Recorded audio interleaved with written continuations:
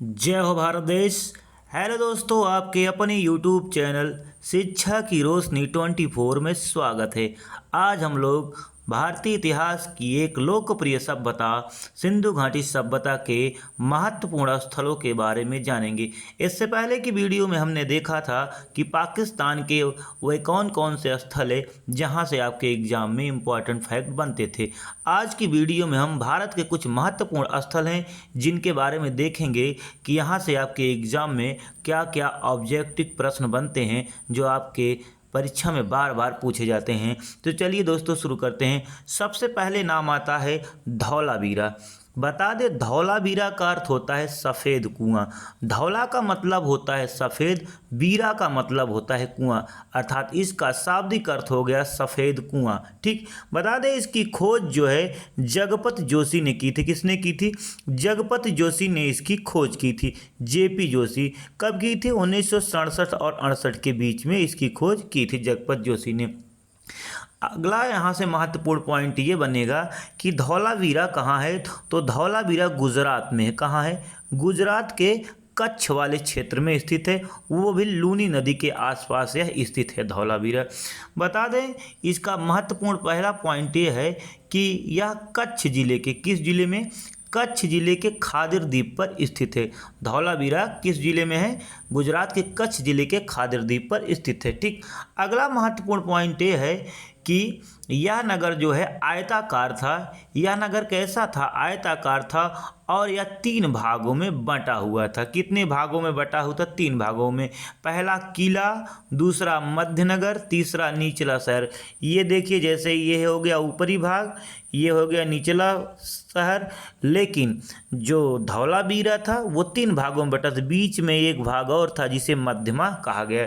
एकमात्र स्थल है सिंधु सभ्यता का जो 3 भागों में बटा था। वो कौन सा स्थल है? धौलावीरा। ठीक, इंपॉर्टेंट है। अगला महत्वपूर्ण पॉइंट ये है, यह भारत में स्थित सिंधु सभ्यता का दूसरा सबसे बड़ा नगर था। यह भारत में स्थित सिंधु सभ्यता का दूसरा सबसे प्राप्त नगर था। ठीक, ये इंपॉर्टेंट है आपके परीक्षा के लिए। ठीक, अगला महत्वपूर्ण पॉइंट यहाँ से है, अगला महत्वपूर्ण पॉइंट ये है कि यहाँ से हमको घोड़े के अवशेष मिले। क्या मिले? घोड़े के अवशेष देखने को मिलते हैं। कहाँ से? तो धौलावीरा से। ठीक, धौलावीरा से कई जो है हमको पशुओं की आकृतियाँ मिली, वो भी कांस्य की थी। किसकी थी? कांस्य की थी। पशु की छोटी छोटी आकृतियाँ जो है वह कांस्य की बनी हुई थी। अगला महत्वपूर्ण पॉइंट है, यहाँ से हमको जो है एक अभिलेख मिला। क्या मिला? एक अभिलेख प्राप्त हुआ जिस पर कुल 9 वर्ण थे। कितने वर्ण थे? 9 वर्ण।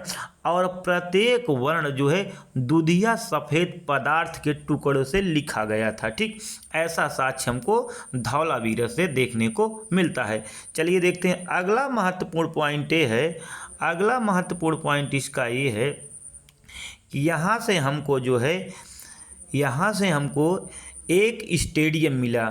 बताया जाता है कि यह एकमात्र स्थल था सिंधु सभ्यता का जहाँ से हमको क्रीडागार यानी खेलने का जो है स्थान, मैदान कहाँ से मिला? तो धौलावीरा से।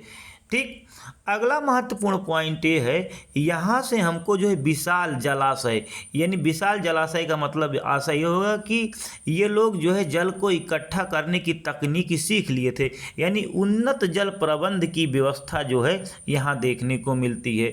यह सबसे उन्नत जल प्रणाली कहाँ देखने को मिलती है? तो धौलावीरा में। ठीक, इम्पॉर्टेंट है, कई बार परीक्षा में पूछा भी गया है कि सबसे उन्नत जल प्रबंध प्रणाली सिंधु घाटी सभ्यता के किस नगर में देखने को मिलती है? तो धौलावीरा में देखने को मिलती है। अगला महत्वपूर्ण पॉइंट ये है, यहाँ के मुख्य द्वार पर, उत्तरी महाद्वार के मुख्य द्वार पर जो है क्या 10 संकेताक्षर वाला एक साइन बोर्ड मिला जो अब तक प्राप्त सिंधु सभ्यता के लिखावटों में सबसे बड़ा नमूना माना जाता है। ठीक, वह ऐसा साक्ष्य हमको कहाँ से मिला? धौलावीरा से। ठीक, इंपॉर्टेंट है, सबसे बड़ा साइन बोर्ड मिला जिस पर 10 अक्षर लिखे थे, वो भी खूब बड़े बड़े लिखे थे। ठीक, अगला महत्वपूर्ण पॉइंट यहाँ से क्या है?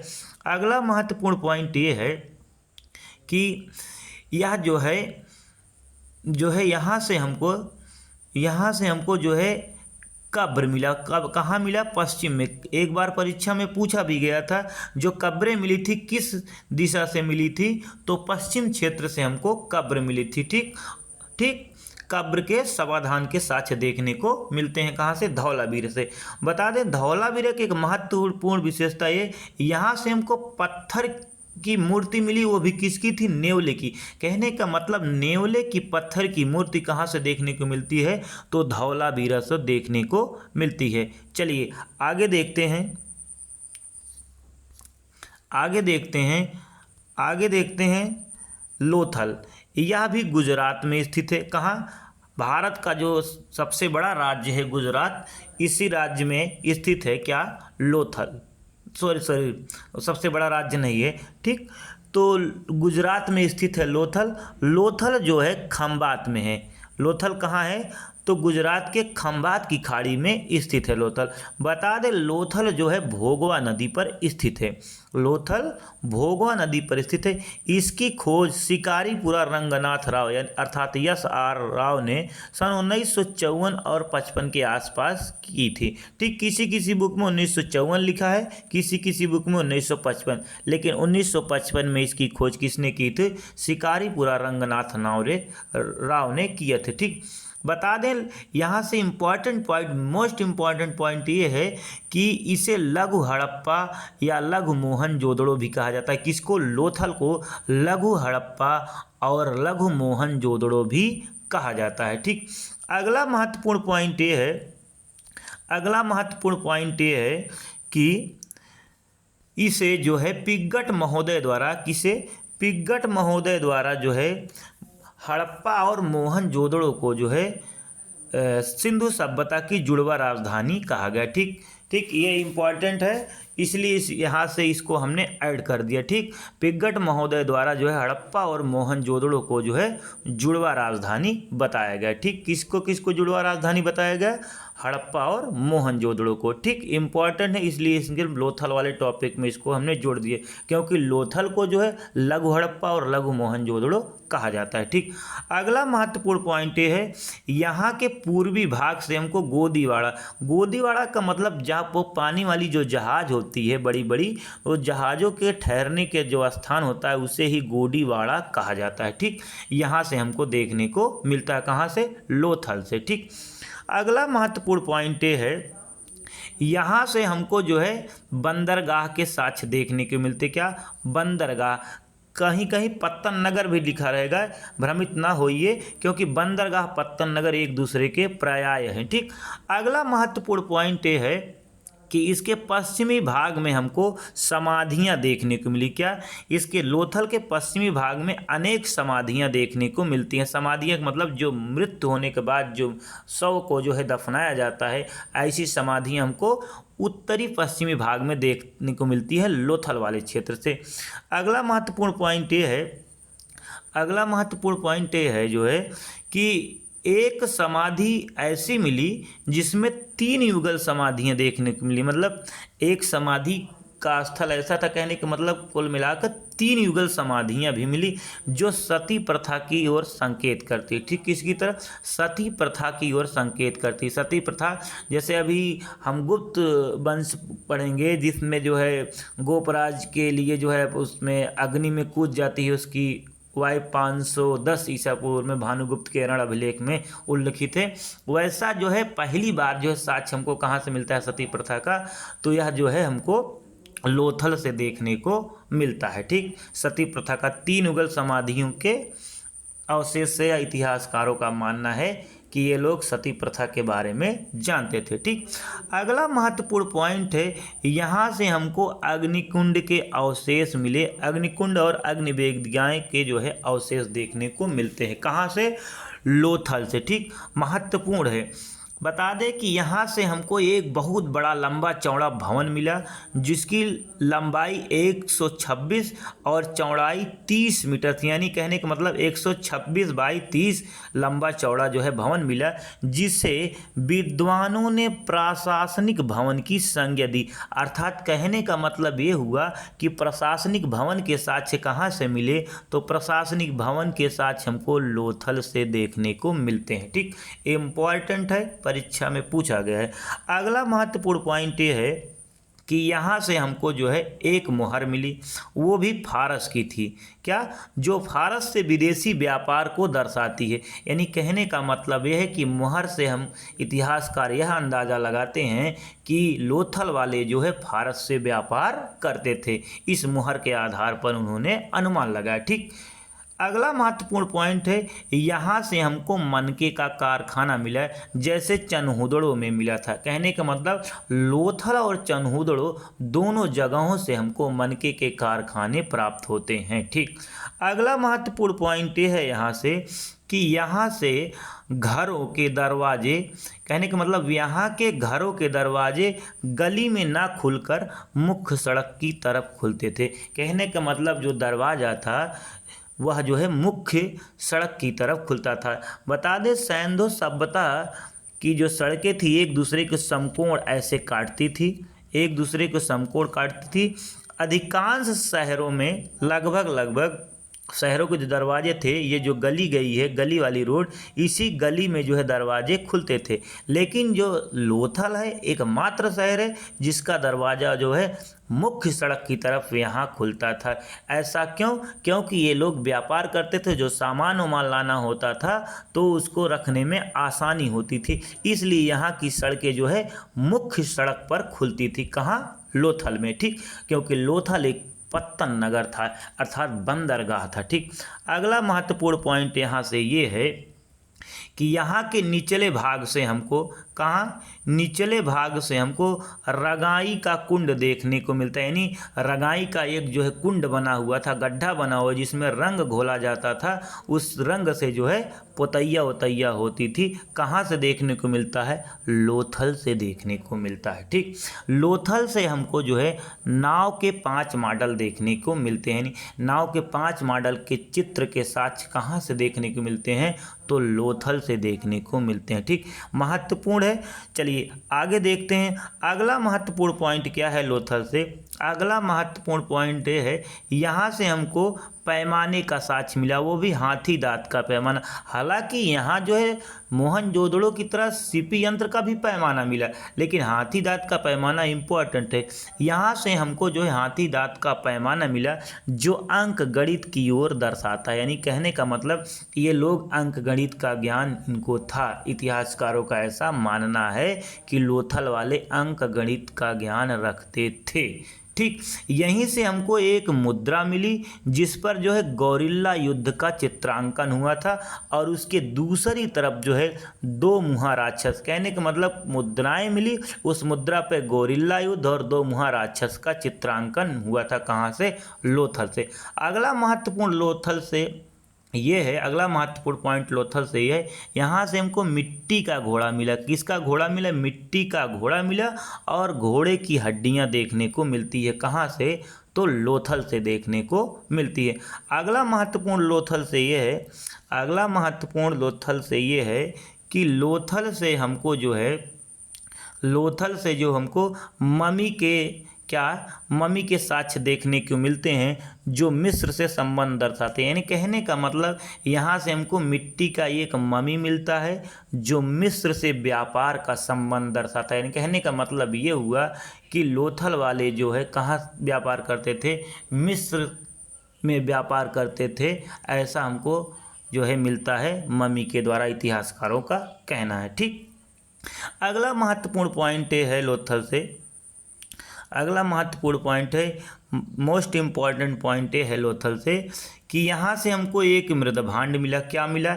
एक ठो मृदभांड मिला, और उसी मृदभांड पर एक पेड़ बना था। क्या बना था? एक पेड़, और उसी पेड़ पर एक चिड़िया बैठी थी। क्या? एक चिड़िया बैठी थी जिसके मुंह में क्या था? मछली था। जिसके मुंह में क्या था? मछली था। और उसी के नीचे एक लोमड़ी का चित्र बना था। क्या? एक लोमड़ी का चित्र बना था। किसका? एक लोमड़ी का चित्र बना था। ठीक। और इससे इतिहासकारों ने यह अनुमान लगाया कि यह जो चित्र है पंचतंत्र की जो प्रसिद्ध कथा है चालाक लोमड़ी, उसकी ओर संकेत करता है। यानी कहने का मतलब ये हुआ कि पंचतंत्र की प्रसिद्ध कथा चालाक लोमड़ी के बारे में जो है किस स्थल की खुदाई से हमको जानकारी मिलती है? तो लोथल स्थल से हमको जब खुदाई हुआ वहाँ के मृदभांडों के चित्रों से यह अनुमान लगाया गया। ठीक, महत्वपूर्ण है, कई बार परीक्षा में पूछा भी गया है और आने की प्रबल संभावना है कि आपके परीक्षा में यह प्रश्न आ भी सकता है। ठीक, चलिए आगे देखते हैं। अगला महत्वपूर्ण पॉइंट क्या है लोथल से हमको चावल के साक्ष्य देखने को मिले। क्या? चावल के साक्ष्य यहाँ से मिले लोथल से। ठीक, और लोथल से हमको जो है पत्थर के चक्की के 2 पार्ट देखने के मिले, यानी जो आटा पीसने वाली जो गांव में जो पहले जांत होता था वह जांत का जो अवशेष हमको मिला, यानी पत्थर का जो अवशेष प्राप्त हुआ वह कहाँ से मिला? तो लोथल से प्राप्त हुआ। ठीक, अगला महत्वपूर्ण पॉइंट है लोथल से हमको मनुष्य के साथ जो है एक बकरा दफनाए जाने का कंकाल देखने को मिलता है, यानी कहने का मतलब जो मनुष्य का कंकाल था उसमें जो है बकरे का कंकाल देखने को मिलता है। कहाँ से? लोथल से। ठीक, अगला महत्वपूर्ण पॉइंट है लोथल से हमको तांबे का एक कुत्ता प्राप्त हुआ, यानी जो कुत्ता बना हुआ था किसका था? तांबे का था। इतने महत्वपूर्ण पॉइंट जो है लोथल से हैं जो आपके परीक्षा में ऑब्जेक्टिव बनते हैं और ऑब्जेक्टिव बनने की संभावना है। चलिए आगे देखते हैं हरियाणा का एक महत्वपूर्ण स्थल है जिसका नाम है बनावली। हरियाणा का एक महत्वपूर्ण स्थल है जिसका नाम है बनावली। बता दें बनावली की खोज जो है सन 1974 में आर.एस. बिष्ट अर्थात राविंदर सिंह बिष्ट ने की थी। किसने की थी? राविंदर सिंह बिष्ट ने की थी। बता दें बनावली, ये देखिए यहाँ है, यह बनावली जो है हरियाणा के हिसार जिले में स्थित है। किस जिले में? हिसार जिले में स्थित है। और सरस्वती नदी पे कहीं द्वैदशी यानी चौतांग नदी भी दिया रहेगा। ठीक, तो यह जो है सरस्वती नदी पर स्थित है हरियाणा के। ठीक, अगला इससे महत्वपूर्ण पॉइंट ये है कि ये जो है यहाँ की जो सड़कें थी टेढ़ी मेढ़ी थी। कैसी थी? टेढ़ी मेढ़ी थी। और सड़कों पर जो है बैलगाड़ी के पहिए के साक्ष्य देखने को मिलते हैं बनावली से। ठीक, बनावली से क्या महत्वपूर्ण पॉइंट है? मोस्ट इम्पॉर्टेंट पॉइंट है, यहाँ जो है जल निकासी का अभाव देखने को मिला और जिस कारण ये लोग घरों में सोख्ता बनाते थे। तो पानी जाने का स्थान कहीं नहीं था तो घर में के अंदर ही या अपने द्वार पर जो लोग गड्ढा बनाते थे। जो नल वाला पानी था उसी गड्ढे में जाता था, नहीं सोख लेता था। सोखता का प्रमाण कहाँ से देखने को मिलता है? तो बनावली में। ठीक, अगला महत्वपूर्ण पॉइंट ये है बनावली से कि यहाँ से हमको जो है अग्नि वेदिकाएँ देखने को मिली। क्या मिली? अग्नि वेदिकाएँ देखने को मिलती है। ठीक, और यहीं से हमको एक मिट्टी का हल मिला और एक उच्च कोटि के जौ की किस्म मिली। कहने को उच्चतम कोटि वाला जौ यानी उच्च किस्म वाला जौ देखने को मिला। कहाँ से? हमको बनावली से। ठीक, बनावली की एक महत्वपूर्ण विशेषता ये है कि यहाँ के जो मकान थे अर्धवृत्ताकार ढांचे में थे। क्या? अर्धवृत्ताकार ऐसे ढांचा था, ऐसे अर्धवृत्ताकार ढांचे में बना हुआ था।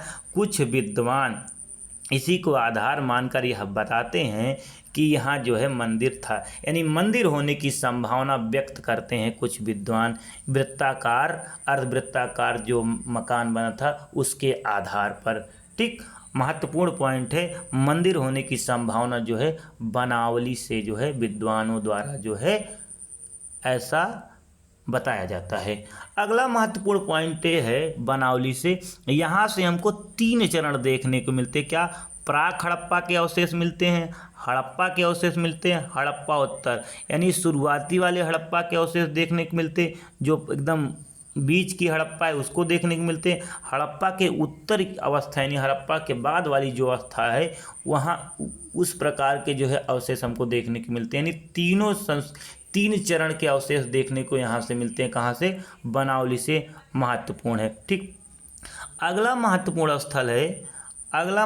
स्थल ये है राखीगढ़ी। ये भी हरियाणा में स्थित है। कहाँ है? ये भी भारत के हरियाणा वाले क्षेत्र में स्थित है। ठीक, कहाँ स्थित है? हरियाणा में स्थित है। बता दें इसकी खोज जो है सूरज भान ने की थी। कब? 1969 में। राखीगढ़ की खोज किसने की थी? तो सूरज भान ने की थी 1969 ईस्वी में। बता दें यार, हरियाणा के जींद जिले में घग्गर नदी पर स्थित है। किस नदी पर? घग्गर नदी पर स्थित है। ठीक, यहाँ से महत्वपूर्ण पॉइंट, पहला महत्वपूर्ण पॉइंट ये है, यहाँ से हमको ऊंचे चबूतरे पर बनाई गई कई अग्निवेदिकाएं मिली। क्या? ऊंचे चबूतरे पर बनाई गई कई अग्निवेदिकाएं मिली, और कई अग्निवेदिकाएं मिली जो कि महत्वपूर्ण है आपके एग्जाम के लिए। और क्या मिला यहाँ से? यहाँ से हमको जो है एक लघु मुद्रा मिली जिस पर मातृ देवी की प्रतिमा अंकित की गई थी, यानी उकेरी गई थी। ठीक, यहाँ से इतना महत्वपूर्ण पॉइंट है। अगला महत्वपूर्ण पॉइंट ये है राखीगढ़ी का, कि राखीगढ़ी का व्यापक उत्खनन सन 1957 से और 99 के बीच अमरेंद्र नाथ द्वारा किया गया था। ठीक, आइए देखते हैं राखीगढ़ी से कुछ इम्पॉर्टेंट फैक्ट है जो आपके एग्जाम के लिए महत्वपूर्ण है। चलिए देखते हैं क्या है।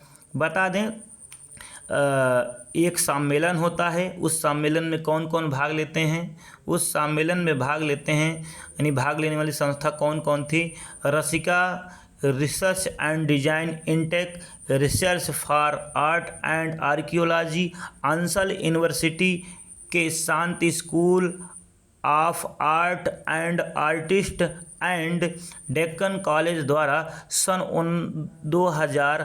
2017 के संयुक्त गोलमेज सम्मेलन में राखीगढ़ी में पूरे 550 हेक्टेयर की पुष्टि की गई। ठीक, यहाँ से दिमाग लगाइए। आपने पढ़ा होगा कि अभी तक जो है सिंधु सभ्यता का सबसे बड़ा नगर मोहनजोदड़ो माना जाता, लेकिन जब 2017 में यह सिद्ध कर दिया गया कि इसके जो क्षेत्र हैं राखीगढ़ी के नई नवीन खोजों के अनुसार मोहनजोदड़ो से बड़ा है, किस आधार पे कह सकते हैं हम कि सिंधु सभ्यता का सबसे बड़ा स्थल जो है राखीगढ़ी है, और भारत में स्थित सिंधु सभ्यता का जो है सबसे बड़ा स्थल जो है राखीगढ़ी है। ठीक, महत्वपूर्ण है। अब सिंधु सभ्यता का जो है दूसरा सबसे बड़ा स्थल मोहनजोदड़ो हो गया। ठीक, यहाँ से इतना इम्पोर्टेंट पॉइंट था। ठीक, आगे देखते हैं आगे क्या पॉइंट है। इसी संबंध में जो है एक थी कौन, इसी संबंध में एक व्यक्ति थी जिनका नाम था सुरभि गुप्ता। क्या नाम था? सुरभि गुप्ता ने, सुरभि गुप्ता जो रसिका रिसर्च एंड डिजाइन इंटेक की वक्ता थी, इन्होंने इस संबंध में कहा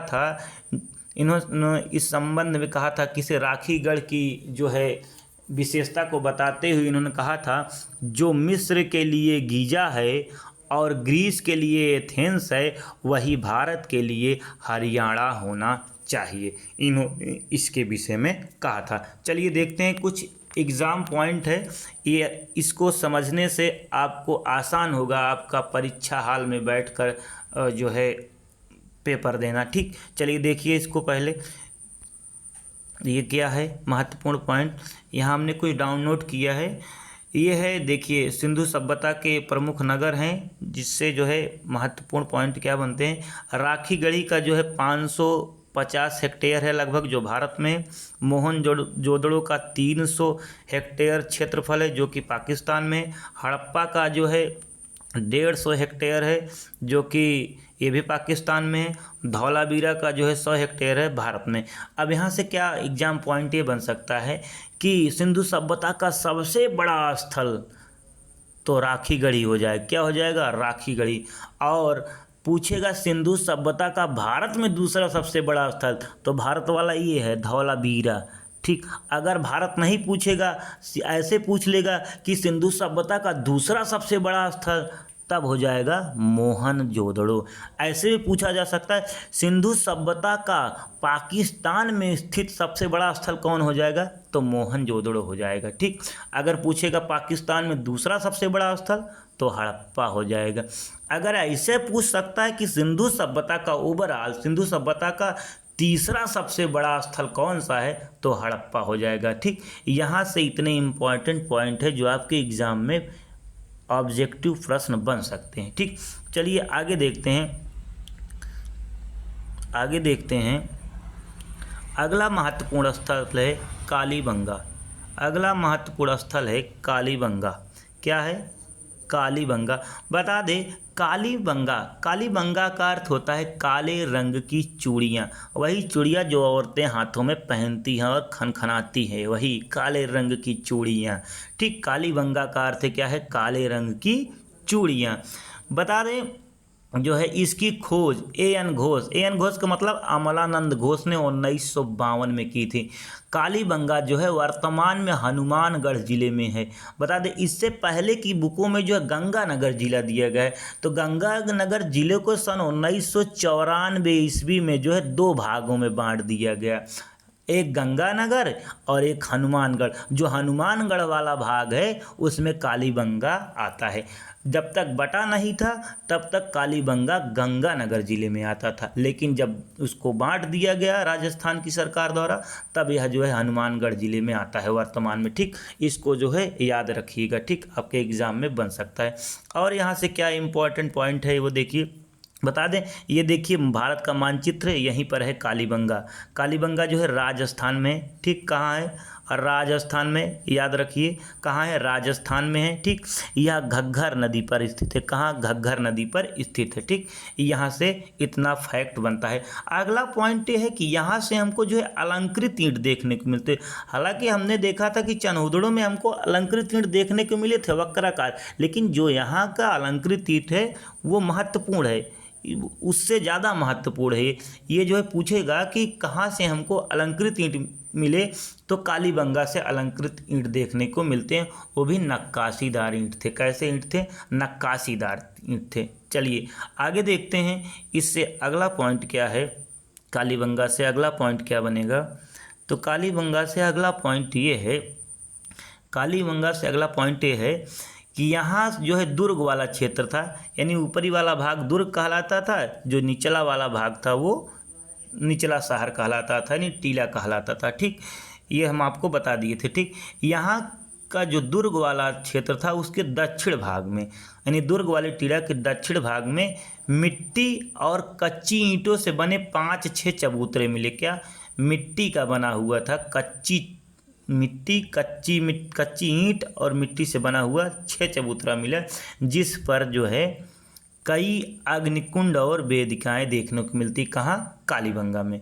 ठीक, एक चबूतरा ऐसा हमको मिला कालीबंगा में, एक बार परीक्षा में पूछा गया था कि बताइए कि प्लेटफार्म पर 7 अग्निवेदिकाएँ कहाँ से मिली, तो कालीबंगा से मिली। प्लेटफार्म दिया था। ठीक, चबूतरा का मतलब होता है अंग्रेजी में प्लेटफार्म। तो एक चबूतरा पर जो है 7 अग्निवेदिकाएँ देखने को मिली, अग्निकुंड भी लिख सकता है। ठीक, पर एग्जामिनर, तो एक चबूतरा पर जो है हमको 7 अग्निवेदिकाएँ देखने को मिलती है। कहाँ? तो कालीबंगा में यह देखने को मिलती है, राजस्थान वाले भाग में। ठीक, आइए आगे देखते हैं।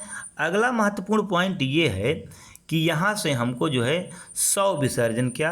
शव विसर्जन के 37 उदाहरण देखने को मिलते हैं, और यहाँ से हमको अंतिम संस्कार की 3 विधियाँ देखने को मिलती हैं। अंतिम संस्कार की कौन कौन सी विधियाँ? 3। एक हो गया पूर्ण क्या कहते हैं, पूर्ण अंतिम संस्कार, आंशिक अंतिम संस्कार, और एक था दाह संस्कार। 3 प्रकार की जो है विधियाँ देखने को मिलती। कहाँ से? कालीबंगा से। ठीक, यहाँ से कालीबंगा से हमको एक युगल समाधान देखने को मिला। अभी हमने देखा था लोथल में जो हमको 3 युगल समाधान मिले। लोथल में हमको कितने युगल समाधान मिले? 3 समाधान मिले, लेकिन यहाँ से हमको एक युगल समाधान मिले जो सती प्रथा की ओर संकेत करते हैं। ठीक, यहाँ के जो मकान थे वो कच्ची ईंटों के बने थे। किससे बने थे? कच्ची ईंटों से बने थे यहाँ के मकान। इससे पता चलता है कि ये लोग जो थे गरीब थे। क्या? गरीब थे। कच्ची ईंट मतलब कच्चे ईंटों से बनाए थे, तो गरीब ही थे। ठीक, अगला महत्वपूर्ण पॉइंट ये है, यहाँ से हमको अंडाकार कब्रें मिली। क्या? अंडाकार कब्रें देखने को मिलती। कहाँ से? यहीं से हमको अंडाकार कब्रें देखने को मिलती है। और दुर्ग वाले क्षेत्र में पुरोहित रहते थे। ठीक, इम्पॉर्टेंट है, परीक्षा में पूछा भी गया कि कालीबंगा के किस क्षेत्र में पुरोहित रहते थे? दुर्ग वाले क्षेत्र पे। और जो निचला वाला क्षेत्र था वहाँ जो है धार्मिक अनुष्ठान होता था, यानी धार्मिक लोग रहते थे। ठीक, पुरोहित कहाँ रहते थे? दुर्ग वाले क्षेत्र में, और जो धार्मिक लोग रहते थे वो निचले शहर में रहते थे। ठीक, चलिए आगे देखते हैं। आगे देखते हैं कालीबंगा से और क्या प्रश्न बनेगा। कालीबंगा से एक महत्वपूर्ण प्रश्न ये बने, कालीबंगा से हमको जो है भूकंप के साक्ष्य देखने को मिलते हैं। किसके? भूकंप के साक्ष्य कहाँ से देखने को मिले? तो कालीबंगा से। कैसे पता चला कि यहाँ का जो मकान था कच्ची ईंटों से बनता था, तो कच्ची ईंटों में दरारें पड़ गई थी। इससे जो है इतिहासकारों ने अनुमान लगाया कि यहाँ जो है भूकंप आया होगा। तो भूकंप का प्राचीनतम साक्ष्य कहाँ से मिलता है? कालीबंगा से मिलता है, ऐसा इतिहासकारों का कहना है। ठीक, यहीं से हमको ऊँट की हड्डी मिली। क्या मिली? ऊँट की हड्डी देखने को मिली। यहाँ की एक महत्वपूर्ण और विशेषता है, यहाँ से हमको एक बच्चे की खोपड़ी मिली, उसमें 6 छेद था। कई छेद था? उसमें 6 छेद था। यह छेद यह किस तरफ हमको इशारा कर रहा है? शल्य चिकित्सा का प्राचीनतम जो है साक्ष्य की तरफ हमको इशारा कर रहा है। कहने का मतलब शल्य चिकित्सा का प्राचीनतम उदाहरण देखने को मिलता है, ऐसा इतिहासकारों का कहना है। कहाँ से? कालीबंगा से। कहाँ से? कालीबंगा से शल्य चिकित्सा का उदाहरण देखने को मिलता, वो भी एकदम प्राचीन पुरान एकदम। ठीक, बच्चे के खोपड़ी में 6 छिद्र था, इसी से जो अनुमान लगाया गया। ठीक, अगला महत्वपूर्ण पॉइंट ये है, कालीबंगा से हमको 2 फसल यानी 2 फसल जो है साथ बोए जाने के मिलती है। यानी कि मतलब 2 फसल एक ही साथ बोई जाती रही। कौन कौन थी? जौ और सरसों, कहीं कहीं चना और सरसों भी बोया जाता है। जैसे आज भी जो है गेहूँ बो दिया जाता है, उसी में सरसों बो दिया जाता है। वैसे वैसे एक ही साथ बो दिया जाता था 2 फसल। कहाँ? तो कालीबंगा में। ठीक, अगला महत्वपूर्ण पॉइंट है कालीबंगा से, यहाँ से हमको जो है जल निकासी के स्पष्ट प्रमाण देखने को नहीं मिलते हैं। क्या इम्पोर्टेंट है? यहाँ से हमको जल निकासी के स्पष्ट प्रमाण देखने को नहीं मिलते, ऐसा इतिहासकारों का मानना है। ठीक, चलिए आगे देखते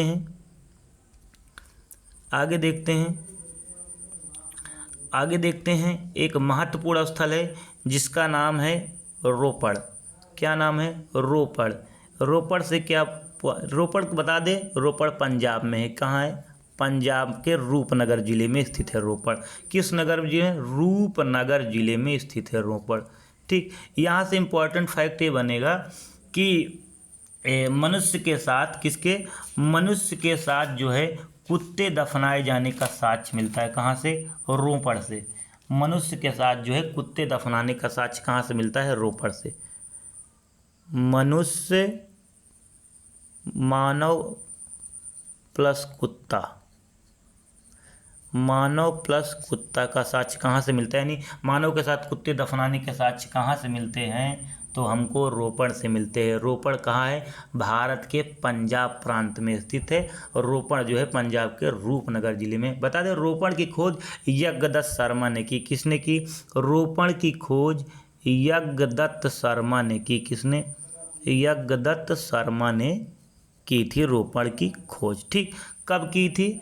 1953 के आसपास इन्होंने इसकी खोज की थी। ठीक, चलिए दोस्तों, यहाँ से जो है आपके एग्ज़ाम में इतना ही इम्पोर्टेंट फैक्ट बनेंगे, और जो छोटे छोटे स्थल हैं भारत के, उसको हम अगली वीडियो में कवर करेंगे। अगर वीडियो में कुछ भी आपको संशय लगे तो कमेंट बॉक्स में कमेंट करके ज़रूर बताइएगा।